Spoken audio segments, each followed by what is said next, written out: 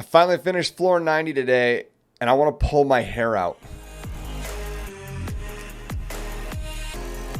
What's going on, guys? This is Armin, and today we're going to talk through Abyss floor 90. Now, I realize 90 came out prior to the whole 91 through 100 bracket, but hey, we're heading into having a 101 to 110 coming here really soon, so that's super exciting. So I figured, you know what, if some of you guys are stuck on this last one, this is a good one to put in here as well. So floor 90 is really frustrating. So hear me when I say this in advance. It was very frustrating to try a whole bunch of different strategies, and there is just a large amount of RNG that can potentially happen here. So just keep in mind that the team comp that we're going to choose today is one that I wanted to find something that could specifically work for most players jumping in.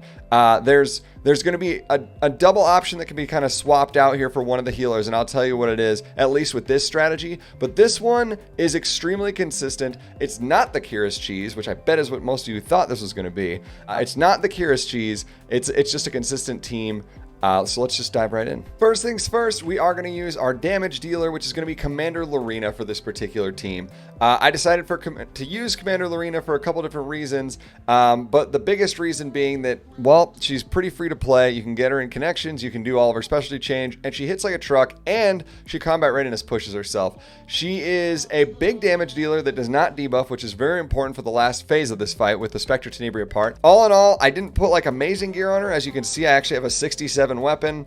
Nothing's 90'd on her at all, and none of the stats are like necessarily like super amazing. Her attack's decent. She does have 100% crit, okay crit hit damage, but her speed is like pretty darn slow. Again, PvE content, so that's really okay. I also would like to point out that I don't have her plus 15. So I only had plus 3 for the damage on the S1, which is going to be a large chunk of damage. So if you have the ability, maybe you have a little less gear, but you have the ability to actually like finish off these skill enhances for her on the S1 and S2, that's only going to make you hit that much harder, because increasing your attack each time the caster attacks an enemy. Currently I'm at 11%, but if that was up to 12, 13, 14, 15, you'd be looking at 15% as opposed to 11%. That's super nice, as well as these last 2 awakenings would have been 20% more damage dealt on the S1. So didn't even have that, nor did I have, if you look at my artifact, I went with Uberius Tooth. I didn't also bring Daydream Joker. Daydream Joker would have also been incredibly good here, probably more useful than the Uberius Tooth, but again, for the sake of getting through it, I didn't need it, so this is what we went with. Next up, we have Falconer Clury. I actually recently got to rebuild her, which was super exciting. I haven't really gotten a chance to like fully max her out and do all the things yet. Obviously, there's a couple of 85 pieces that I'm just not super satisfied with at the moment, but relatively fast, almost 240 speed, 17k health, 1200 defense, and her effectiveness is at 137. Really, the big thing with her is just making sure that she's fast, making sure that she's effective, and making sure that she has at least enough health.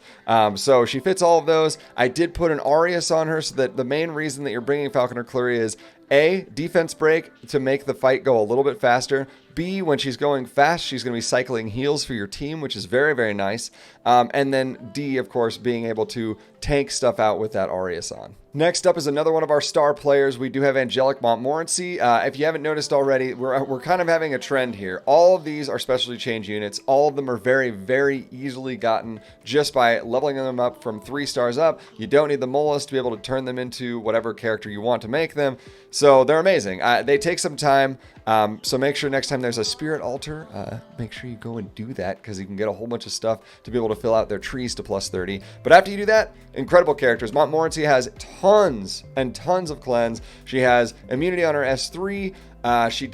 She doesn't really have any kind of debuff on her S1 that can affect bosses because it's sleep. So that's really good for the end here. And you'll see why she's super important as time goes on when we move in. I do have a decent amount of effect resist, 167 there, and that I believe does not include the rest of what's in the tree. So she is highly resistant of a lot of stuff, which is very nice. I did also swap her. I normally run her with Mag's Tome, just because I don't have a lot of extra rods lying around. But for this, I did want to bring Rod of Amaryllis because I wanted to be able to heal more. Another great option for this particular fight is if you're going to bring another healer, which in this case we do bring one, I think you could get away with the reality of actually going with 2 plus 30 Wondrous Potion Vials, which would give you a lot more initial getting rid of debuffs really fast when you're doing the final phase. So that's another option. If you're finding that like, man, these debuffs are what's just really healing the Spectre Tenebria, then make sure you do swap it out. But Angelic Montmorency, solid pick for this one. She fits all the niche. For our final choice on this team, I went with Tamarind. Tamarind is literally just the PvE goddess. She is so good as a healer. She has all of the combat readiness push you want. She has attack buff. She has tons of heals. She has full team dispel. She has the ability to strip the bosses, which doesn't even matter in this particular one, although still helpful for like the phase 1 getting rid of buffs that happen on the Katie's particular one. But honestly, she's just too good. I put Wondrous Potion Vial on her. You'll notice mine's not even a plus 30. I just said to use a plus 30.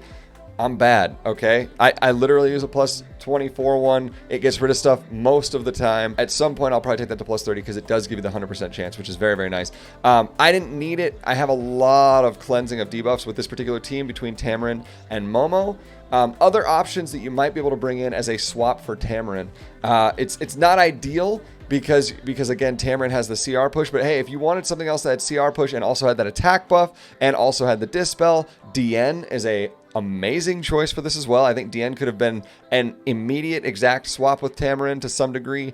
I also think that if you didn't have either of them and you really just were going to go without it and just kind of like play it out, you could potentially do it with Crimson Armin as somebody who has like even more mitigation, but also has some immunities that you could pass off between Crimson Armin and then maybe like Angelica. Both of them have the ability, because if you can keep up immunity, you're also not going to get debuffs. So there are different ways to be able to kind of work around these mechanics. I liked the brute force. Don't care. Don't want to have to get rid of all of these debuffs.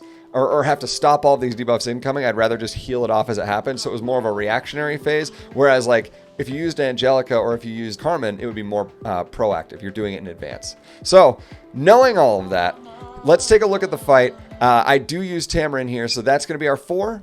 Let's take a look at the fight, boys. So as we jump into the first phase of this particular fight, you'll notice that there is a Greedy Katie's, which is the main boss that you're going to be taking out here. 2 of the little fuzzy spiders, and of course, a yellow crystal in the back. The kill order for this is going to be kill the yellow crystal because it's constantly going to be putting immunity up on other characters, which honestly, just so you can keep defense break up with your Falcon or Clury, you're going to want to be able to just like get rid of that thing as fast as possible. Lorina does a pretty good job. I would say just in general, this is a great phase for you to be able to just utilize every skill and every ability you have, cycle a ton of times, get as many souls as you can, because you want to be able to enter the next phase with as many souls as possible. And technically, it's not exactly the next phase, but you want to get there as fast as you possibly can. This team is not the fastest because you only really have 1 damage dealer. So this particular phase may take a little bit longer, but you can't auto it super effectively. So I would just make sure you jump in here, manual it all down, and kind of get yourself ready for potentially a 30-minute plus fight.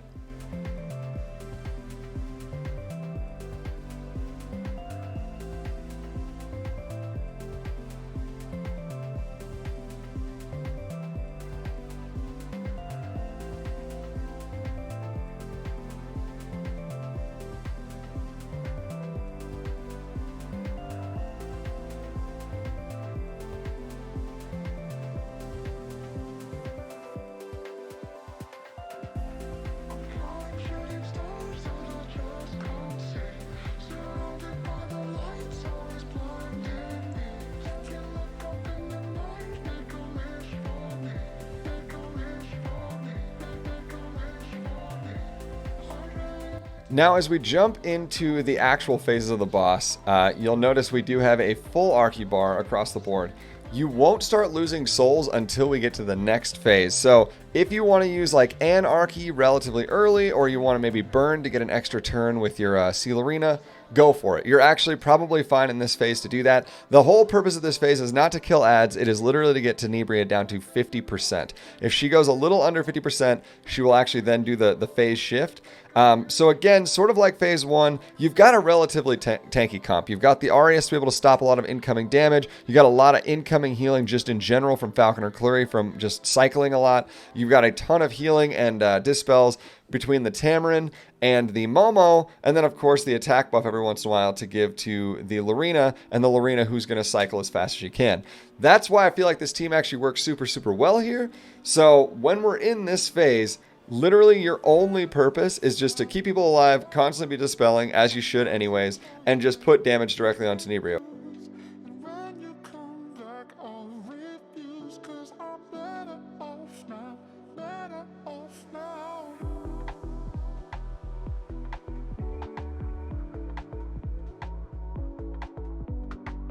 So after Tenebria hits 50% health, she will actually do some AoE damage to your team and swap out the ads that are with her. So you no longer have to deal with the 2 ads. You now switch into 3 new ads, which are Ross, Mercedes, and Aether. No matter what, Aether is the healer. So the first priority target to get rid of is Aether. There is a chance, depending on like how lucky you get, that Aether will also be the correct mob to kill, because you only technically have to kill one of the 3 to be able to swap phases. The problem ends up being that Aether tends to actually like heal through if it ends up being the other 2, so it's best to get rid of Aether first. The way that you can tell which is the right character to actually kill after Aether is gone is going to be based on when they attack. When they attack, it will actually say be destroyed, or it will say reveal the truth. If it says reveal the truth is the one that you actually want to fight. The other 2 will say be destroyed on them. So when you're looking out to like pick which target it is, in this case, I believe it was Ross for this run. But in other times, it's actually been Mercedes. Looking at it now, I'm actually realizing, no, it was definitely Mercedes. It was not Ross. So in our case, we're actually taking out Mercedes this particular turn to actually finish it up. But just note that it can be any of them, so just be watching when they attack. That's how you can tell. After you finish off Aether and then finish off either the one that says reveal the truth, or if Aether happens to be the one that says reveal the truth, it will hard swap into the next phase.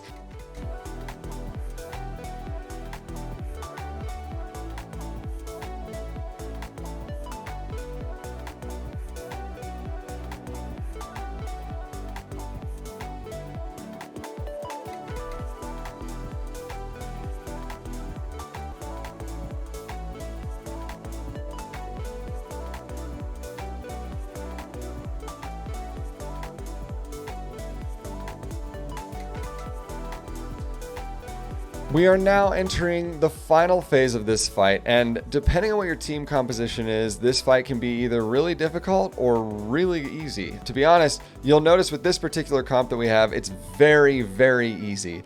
I end up saving towards the end of the last phase. I save up Tamarind's ability to use idle form, so we're able to get rid of all these debuffs right off the run. That happens just like in the last transitional phase where Tenebria actually does a good chunk of damage before Aether, Mercedes, Ross show up. It's the same kind of deal before Spectre Tenebria takes normal Tenebria's place. Same kind of deal where you can be debuffed. So you want to make sure that you have something there to immediately get rid of all of those debuffs, because anytime that you attack Spectre Tenebria when your team has debuffs up, it will actually heal her. Also, when she is debuffed, she will actually have huge combat readiness push every single time that you hit her. So you truly don't want to debuff her as much as possible.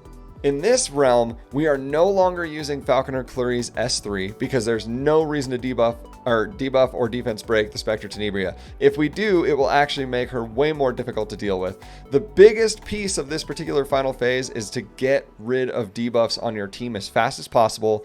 Keep people nice and healthy, and don't debuff the boss. If you can manage to do that super well, you'll be fine. You won't struggle at all with this fight. But every once in a while, I notice, because even just not having double Wondrous Potion Vial, there will be a time where somebody on my team has to attack when they have one debuff left on them. And you'll notice Spectre Tenebria gets back like a solid, almost 5% of her health. So it's good to be able to get rid of that as fast as you possibly can.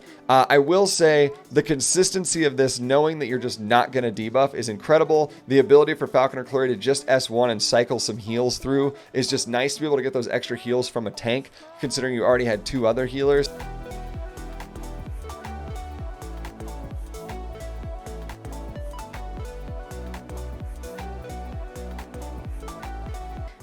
Really good composition for this. I think it worked out really well.